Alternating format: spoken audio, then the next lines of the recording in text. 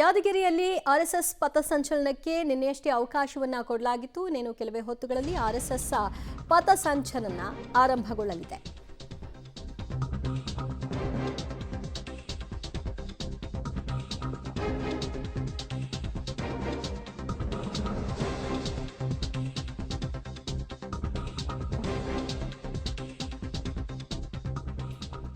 ಯಾದಗಿರಿಯ ಗುರುಮಿಟ್ಕಲ್ನಲ್ಲಿ RSS ಪಥಸಂಚಲನಕ್ಕೆ ತಯಾರಿಗಳಾಗಿದೆ. ಇನ್ನೇನು ಕೆಲವೇ ಹೊತ್ತುಗಳಲ್ಲಿ ಪಥಸಂಚಲನ ಆರಂಭಗೊಳ್ಳಲಿದೆ.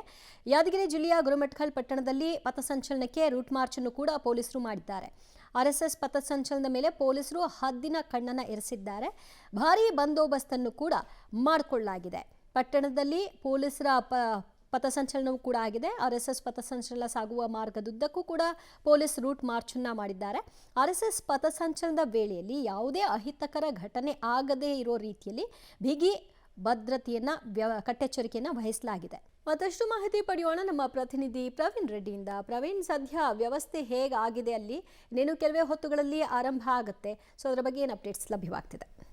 ದಿವ್ಯಜ್ಯೋತಿ, ಗುರುಮಿಟ್ಕಲ್ ಪಟ್ಟಣದಲ್ಲಿ ಅಂದ್ರೆ ಅಕ್ಟೋಬರ್ 24ರಂದು ಒಂದು ಆರ್ಎಸ್ಎಸ್ ಪಥಸಂಚಲನ ನಡೀಬೇಕಾಗಿತ್ತು. ಆದ್ರೆ ನಿರ್ದಿಷ್ಟ ಸಮಯದಲ್ಲಿ ತಹಶೀಲ್ದಾರ್ ಅವರು ಜಿಲ್ಲಾಧಿಕಾರಿಗಳ ಒಂದು ಗಮನಕ್ಕೆ ತರದ ಹಿನ್ನೆಲೆಯಲ್ಲಿ ಆ ದಿನ ಆ ಒಂದು ಅನುಮತಿಯನ್ನು ರದ್ದು ಮಾಡಿ ಇವತ್ತು ಅದಕ್ಕೆ ಅನುಮತಿಯನ್ನು ಕೊಡಲಾಗಿತ್ತು. ಹೀಗಾಗಿ ಏನಂದ್ರೆ ಬಿಗಿಯಾದ ಪೊಲೀಸ್ ಭದ್ರತೆ ಕೂಡ ಮಾಡಲಾಗಿದೆ. ಅಂದ್ರೆ 3 CR ತುಕಡಿ ಸೇರಿದಂತೆ ಸುಮಾರು 300ಕ್ಕೂ ಹೆಚ್ಚು ಪೊಲೀಸರನ್ನು ಅಲ್ಲಿ ಈಗಾಗಲೇ ನಿಯೋಜನೆ ಮಾಡಿ ಅಲ್ಲಿ ರೂಟ್ ಮಾರ್ಚ್ ಕೂಡ ಮಾಡಲಾಗ್ತಾ ಇದೆ. ಸೊ ಇನ್ನೂ ಒಂದು 15ರಿಂದ 20 ನಿಮಿಷದಲ್ಲಿ ಆ ಒಂದು ಗುರುಮಿಟ್ಕಲ್ ಪಟ್ಟಣದ ಟ್ಯಾಗರ್ ಕಾಲನಿಯಿಂದ ಆರಂಭವಾಗ್ತಾ ಇರುವಂತಹ ಈ ಒಂದು ಆರ್ಎಸ್ಎಸ್ ಪಥಸಂಚಲನ ಅಲ್ಲಿಂದ ಏನಂದ್ರೆ ನೇರವಾಗಿ ಬಸ್ ನಿಲ್ದಾಣ ಸೇರಿದಂತೆ ಒಟ್ಟು 6 ಕಿಲೋಮೀಟರ್ ಅಂದ್ರೆ ಗುರುಮಿಟ್ಕಲ್ನ ವಿವಿಧ ಸರ್ಕಲ್ಗಳ ವೃತ್ತವಾಗಿ ಒಟ್ಟು 6 ಕಿಲೋಮೀಟರ್ ವರೆಗೂ ಕೂಡ ಪಥಸಂಚಲನ ನಡೆಯಲಿದೆ. ಸುಮಾರು ಈ ಒಂದು ಪಥಸಂಚಲನದಲ್ಲಿ ಸುಮಾರು 500ಕ್ಕೂ ಹೆಚ್ಚು ಆರ್ಎಸ್ಎಸ್ ನ ಒಂದು ಸಂಘ ಪರಿವಾರದ ಸದಸ್ಯರು ಕೂಡ ಈ ಒಂದು ಪಥಸಂಚಲನದಲ್ಲಿ ಭಾಗಿಯಾಗ್ತಾ ಇದ್ದು ಬಿಗಿಯಾದಂತಹ ಪೊಲೀಸ್ ಭದ್ರತೆ ಮಾಡಲಾಗಿದೆ. ಸುಮಾರು 1.5 ಗಂಟೆವರೆಗೂ ಕೂಡ ಈ ಒಂದು ಆರ್ಎಸ್ಎಸ್ ಪಥಸಂಚಲನ ನಡೀತಾ ಇದೆ.